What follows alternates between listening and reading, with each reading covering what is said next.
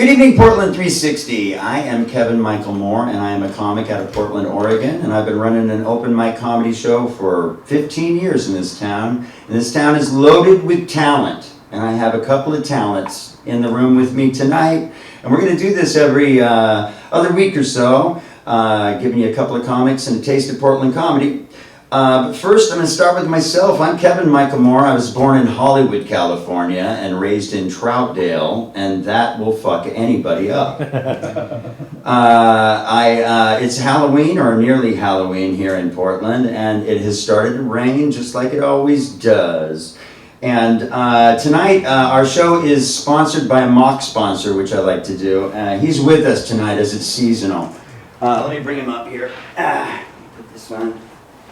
As I said, it's Halloween in Portland.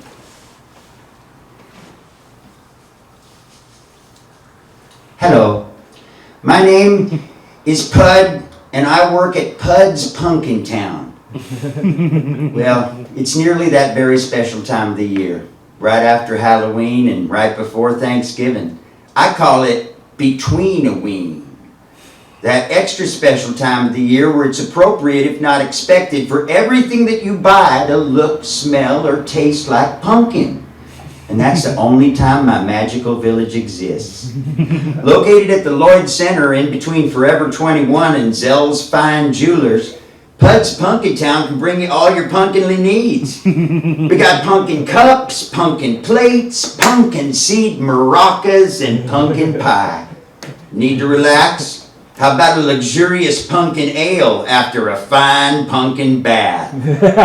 Damn, that tastes like pumpkin. We got pumpkin mouthwash, pumpkin condoms, and pumpkin flavored shoes. So come on down to Pud's Pumpkin Town, follow the vines, they lead the way to Pud's Pumpkin Town. Remember, Jack be nimble, Jack be quick.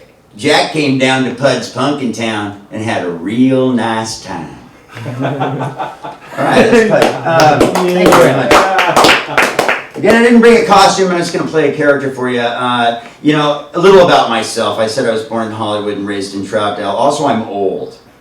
I've been alive for a very long time. I was in the womb when Kennedy was shot. That's how old I am. The Beatles came to America. So did I. That's how old I am. I feel very young. And so here's a guy. Hello. My name is Emil Lumpkins, and I'm the youngest old man in the world. I'm young and I'm old at the same time, and I don't like it. I don't like it. I got cataracts and a big wheel. I got cancer of the baby tooth. I'm young and I'm old at the same time. I don't like it. I got osteoporosis of the soft spot. That's a softening of the soft spot. I got a binky and a bong. Dr. Seuss wrote my will. I'm young, I'm old at the same time, and I don't like it. I don't like it. People come up to me and they say, Emil Lumpkins, youngest old man, was you born yesterday? And I say, yes, I was. And yesterday was over 300 years ago, because I'm young and I'm old at the same time, and I don't like it. I don't like it.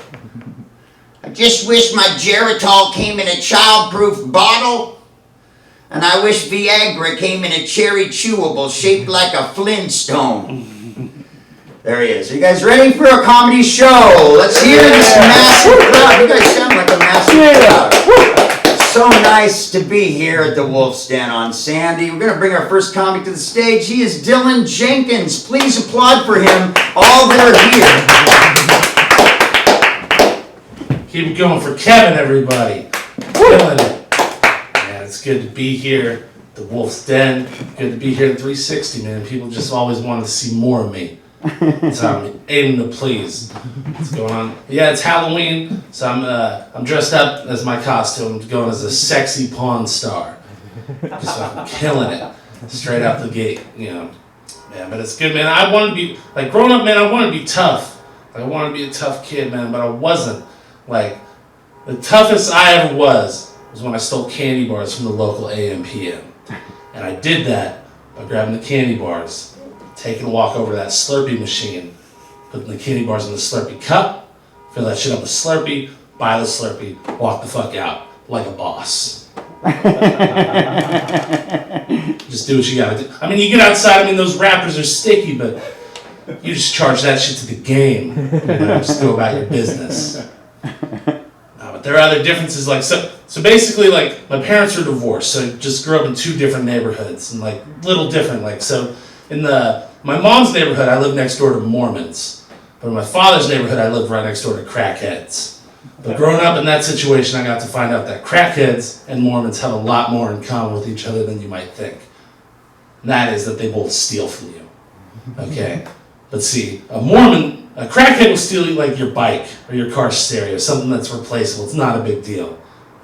Mormons, on the other hand, steal something from you far more valuable and irreplaceable. And that is your fucking time.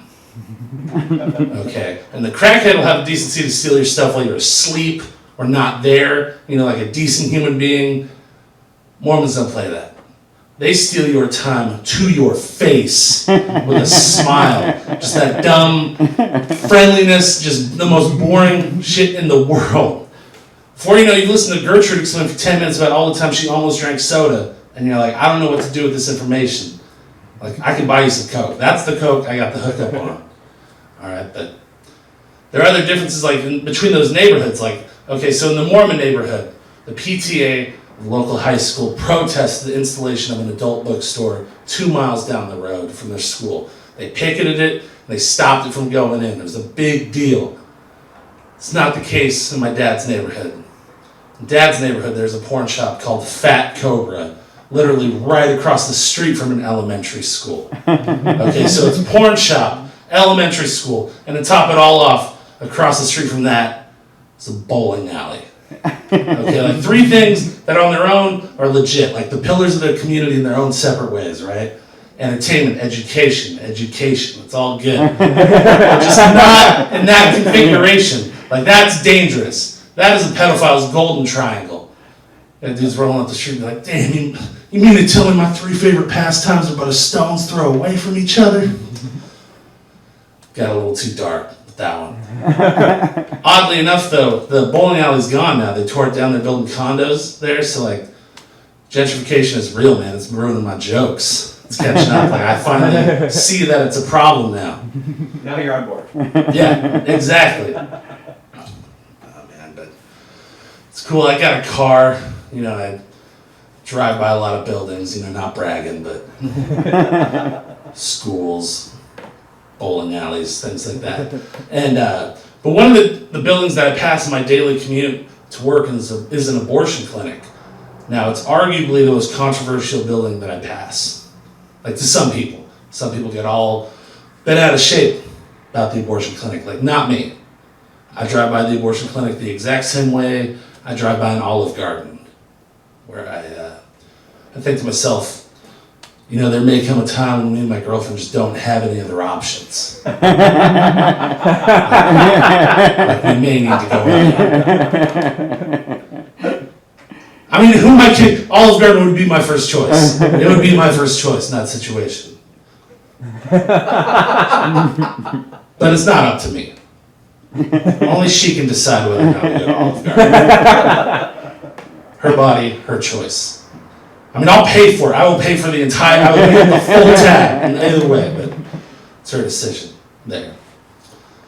So now that we got the nice abortion chuckle yucks out of the way, go into some more personal stuff, I guess. I work at a grocery store. Worked there for a long time. It's a lot of fun. I get to learn things about myself that I was unaware of. Like, I was at work and this lady came up to me and she just goes, "My son's not pooping," which is an odd way to meet someone's acquaintance, like, just from the jump. But then she followed up with a weird question. She looks at me right in the eye and she goes, "And I was just wondering, what's the recommended daily allotment of acidophilus to help maintain a healthy digestive tract in a 5-year-old child?" That's when I was like, holy shit. I was unaware that I projected the image of a healthcare specialist. All right? Like, pediatric wellness is not a look that I thought I pulled off, but according to this woman, I killed it. And like I had to question her ability as a parent, like in that moment, like because her kid's not pooping, like that's not good. Like we're all in agreement. This guy knows what I'm talking about. And so, and what does she do to remedy the situation? Her kid's not pooping. Like she call a doctor?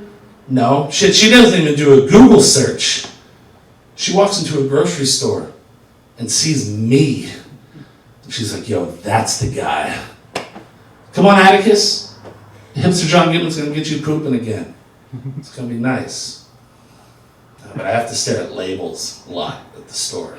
And it's rough because there's some shitty graphic design, there's some shitty labels in this town, but by far the worst is this company, they're called Portland Paleo. And they make these gluten-free cookies that look like dog shit. Alright, like they look terrible. But the worst thing about them is that on the label, instead of saying that these cookies are dairy-free, gluten-free, soy-free, someone had the bright idea to write that these cookies had been liberated from dairy, gluten, and soy. Liberated from the shackles of flavor and deliciousness, apparently. As if dairy and gluten had installed puppet regimes within these cookies to further their own means. They saw fit to liberate them. Now it was the worst because they were really expensive too. Like it was like they were like $13, which was messed up. Like because I had to buy them. Like 'cause Whole Foods doesn't have a Slurpee machine. Callback. This dude right here doesn't talk. He loved that shit. He was all about it. Man, but saw some weird stuff. So like basically out front of my work in the summertime, it gets crowded like with people selling their wares and stuff. And there's this dude named Dan. He's a homeless newspaperman. You know, champion of the second or whatever amendment is free speech. Is that one or two? Okay. Freedom of speech, and this guy's representing. Okay, so this homeless dude, he's an ex-heroin addict. He's been there for like a year and a half. The previous two dudes that sold papers, they were there until like the week that they died. So it's just, you're in there till the end. But over the summer, his turf had been infringed upon by a new age hippie crystal salesman. All right, this dude has a man bun and he sells rocks off a plastic table, putting a fucking stamp on the gentrification of the neighborhood. Like, it's not the first time rocks have been sold. And this thing is just full circle gentrification from rock sale to rock sale. It's done. It's next level gentrification. That's completed the cycle, and it's really kind of beautiful in some messed up way. But so homeless newspaperman's not having it. Like he had enough with this guy infringing on his territory, and I got to see their beef come to a fiery conclusion when this homeless dude walks over to this plastic table with all these crystals on it, and he's had enough, and he goes to grab at it to move it, and the crystal dude grabs it, and they're both kind of wrestling over this table, and in this beautiful moment, they both lose control, slip, and fall back, and these crystals fly everywhere. And I got to hear a man unironically scream out, "My crystals!" Which was like super underwhelming considering the fact he's not a mad scientist, dude. He's not a wizard. Like if you're yelling about crystals, like at least one portal needs to be open. Like some epic stuff needs to be happening. Not a dude named Rex with a man bun outside of a New Seasons.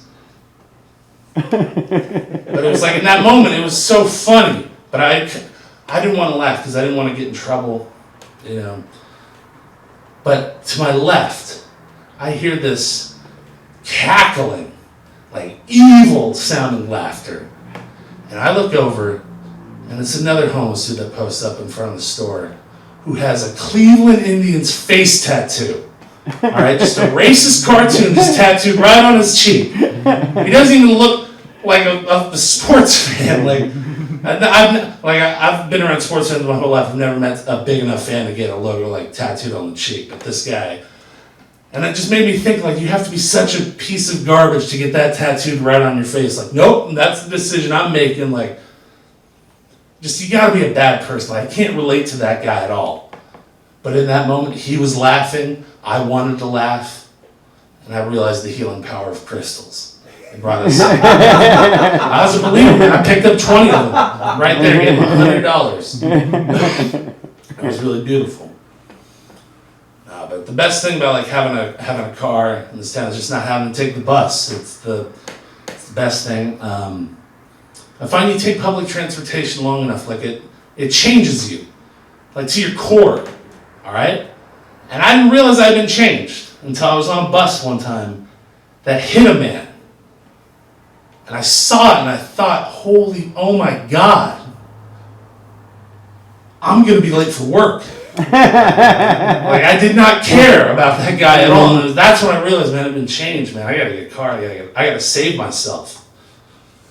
Yeah, but you got to listen to conversations of other people on the bus. It's the absolute worst, man. I was on the bus once and I listened to a woman explain for 10 minutes how she loved Tom Cruise in the movie Forrest Gump. All right? It's not the guy that was in that movie. Different guy, like he wasn't in it. It's not the guy.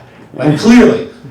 And at first I thought, like, man, maybe she just slipped up a little bit. Then she just kept going. She's like, yeah, that the movie was in production. I believe he was still married to Nicole Kidman. And it's about 5, 6, like she's just rattling off these Tom Cruise stats. Like she knows who Tom Cruise is. So that, ergo, she knows that he is not Tom Hanks. And finally it just keeps going. And I snap. And I finally yell, I'm like, yo! It's Tom Hanks! But like the thing is, like the rest of the bus had no idea what she was talking about. She was having this conversation. They had no idea.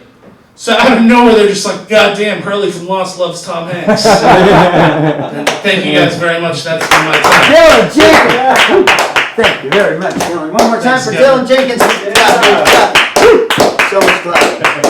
All right, wasn't that great? One of our first comics here on stage, I even pulled the wrong one up first, didn't I? I did that. I really threw you guys off, didn't I? You know, the funniest thing that I've ever seen in my life was not a comic.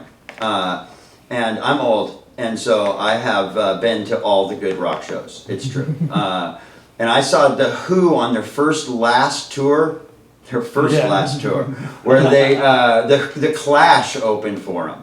We were really there going to see the Clash. Yeah. We only played a 40-minute show and pissed everybody off. But The Who comes out, and Daltrey does that thing. I mean, well, you know how we got Townsend doing the windmill thing on the guitar, and Daltrey does the thing where he throws the microphone way up into the air.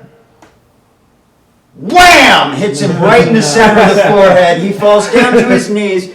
Huge feedback in the Memorial Coliseum for the show. And everyone grabs their ears, and he picks up the microphone and sings, "Hope I die before I get old." And somebody in the audience in the perfect window just yells, "Too late!" And the entire Memorial Coliseum burst into laughter, including Daltrey and Townsend.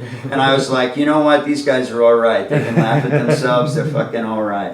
And that's what comedy's all about, laughing at ourselves, right? Let's get our next comic to the stage. He is Hunter Donaldson. Clap for him. Yeah! All right. Here we are. We are live on the internet.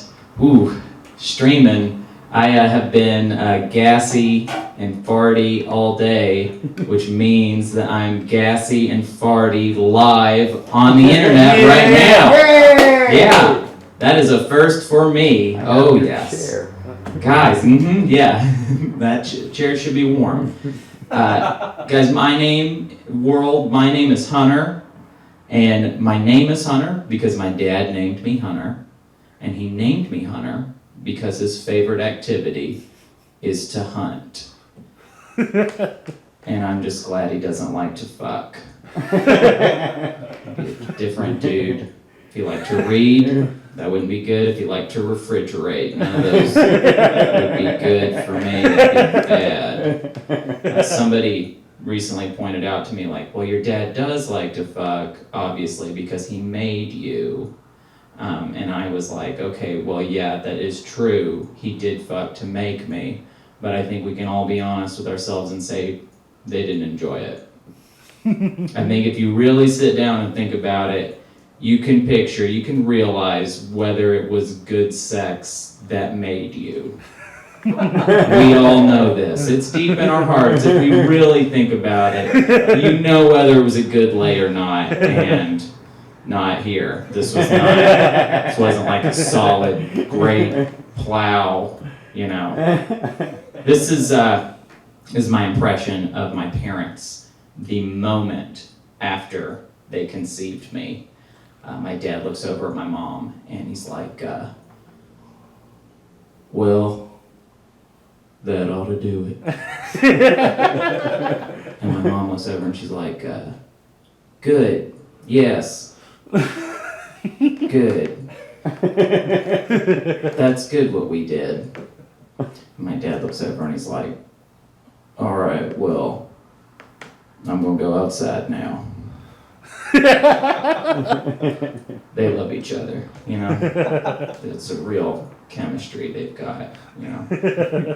I've got some weird stuff going on in my personal life. My car just got broken into. Oh. Yeah, they shattered the glass. They looked inside the car at all my shit, and they didn't take any of it. They just saw all my stuff in the car, and they were like, pass. We'll go do another one. I hope there were two guys, and one of them was like, I feel like we're a little committed, and he's like, no, we don't have to, okay? We can call it at any time. I had like microphones in there and cables. I had a mixer. I feel like they picked it up, and he was like, it's not a very good mixer though. Kind of feels like he bought the cheapest mixer. And I have Amazon Prime, that's 2-day shipping. I could have this mixer by Thursday. I don't need this. I also accidentally just bought 2 tables from IKEA. I wanted to buy one, and then I accidentally bought a second one. I'm not really sure how it happened, but if anyone on the internet needs a table, I have a table that I need to get rid of. It's in my car right now with the busted out window. So yeah, if I return it to IKEA, I'm gonna have to tell them why I'm returning it, and I really don't wanna look at somebody in the face and be like, I accidentally purchased this. It was an oopsie buy. Sorry. Well, did you like it? Oh, I love it. I have one at home, but I also have this one, and that's a problem. Did not like it enough to buy it twice for no reason. Guys, I am a practical jokester. I like to get up to some naughty business when I'm in my free time. And I just pulled this new joke that I want to tell you about. I got on Grindr, and I found this guy, and he was a really cool guy. We got some dinner, we got some drinks, we connected on like a lot of stuff. Anyways, we go back to his place, and we're making like deep, sweet, passionate love. And I look the guy in the face and I'm like, hey man, gotcha. Because I'm actually straight. And he was like, I don't think you are straight. And I was like, you're just mad because I gotcha. I got you good too. And he was kind of like, wow, well, that kind of hurts my feelings. And I'm like, I'm sorry. It was just a joke. I didn't mean to hurt you. And then I got kind of worked up a little bit. I think because the joke was just so good that I started to get insecure and cry a little bit.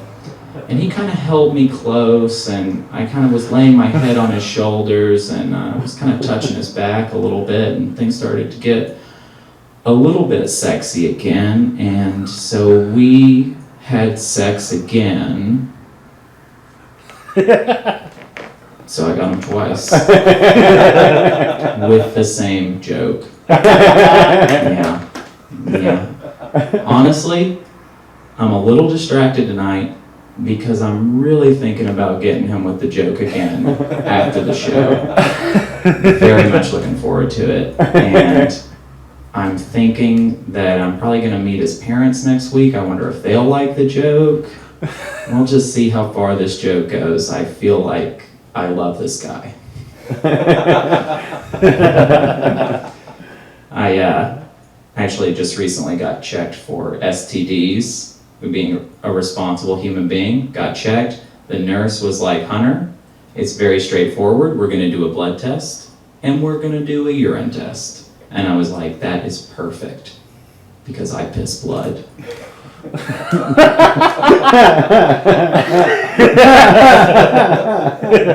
And she was like, wow, we don't even have to do the test.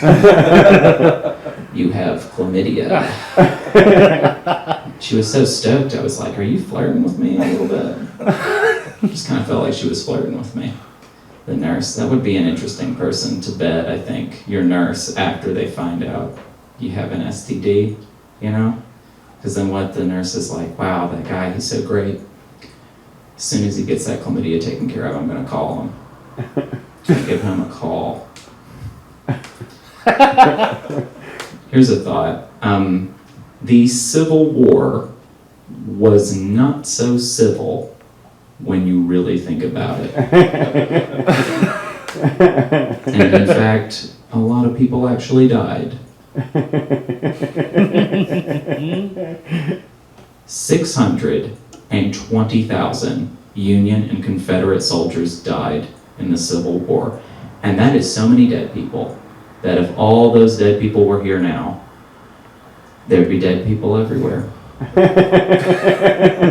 And I think the show would suffer. I think the camera setup would be more difficult. The smell would probably be distracting. You could probably smell it through your computer now, honestly. But the other side of that coin is that the room would feel really full, which is good for comedy. So, just going to announce I am opening a new comedy club, 620,000 Dead Soldier Club. We are going to test this out, this premise, because I really want to know. And there's only one real way to get to the bottom of it, guys. You guys ever at a party and you're talking to somebody about music and they don't know about the one music thing that that person knows about and they're just really shitty about it? You know what I'm talking about? Like somebody's like, oh man, I can't believe you haven't heard of Throbbing Garf Head. They're this great band. They're from Brazil. They're a post-music band.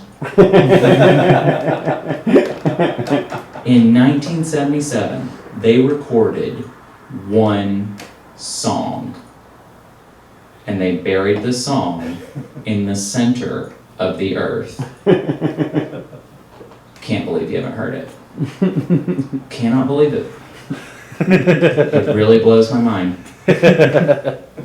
Anytime someone does that to me, I like to just kind of fire back in a really condescending way. I'll just kind of be like, that's really cool that you like that thing, but I only listen to, and then I just say like the dumbest thing that I can think of. Like maybe something so dumb that it dumbs its way to the other side and is actually really, really cool. I'll give you a little taste. That's really cool that you like that thing or whatever, but I only listen to Third Eye Blind's Jumper, but at different speeds. Like sometimes I'll listen to it really slow. Wish you would step back from the ledge. Sometimes I'll listen to it really fast. Wish you would step back from that ledge, my friend. I'm just trying all the different speeds of Jumper to see which is the best speed. I'll give you another taste. That's super cool or whatever that you like that thing that you like, but I'm so interesting that I only listen to recorded daddy farts. recorded reversed daddy farts that are then played in headphones to my daddy. And I tell my daddy, try and fart like the reverse fart that you're hearing on the headphones right now. And then guess what? We record that fart. What do you think we do with it? We reverse the reverse daddy fart, and now it's back to normal. I only listen to David Lynch, Twin Peaks, Red Room daddy farts. That is a deep cut of a joke that you have to know a lot of things about to fully appreciate it. It's the smartest fart joke of all time. Okay. I'll give you one more example, and then I'll go away. That is so amazing that you like a thing. Wow, how cool. But I only listen to Randy Newman covers. Randy Newman covers that I do myself, and I can't sing or play instruments. And at this point at the party, everybody's gonna look away from you because you're so fucking hip. And then you just let it rip. You just give them a little, you've got a friend in me. You've got a friend in me. When the road gets rough ahead and you're miles and miles from your safe home, who you got a friend in me. I'm really good at parties. I'm Hunter Donaldson, and I'm really good at parties. Have a nice night. Thank you. One more time, Hunter Donaldson, everybody. And where are we at a time? Are we at a good time? We're at a great time. We're at a great time. Thank you guys. I had a great time. Did you guys have a great time? Yeah. Excellent. Happy Halloween, everybody. Remember to vote. Come back and watch this again when we do it with some other people. Excellent. Sweet. Thanks for doing it. Thank you very much. Yeah.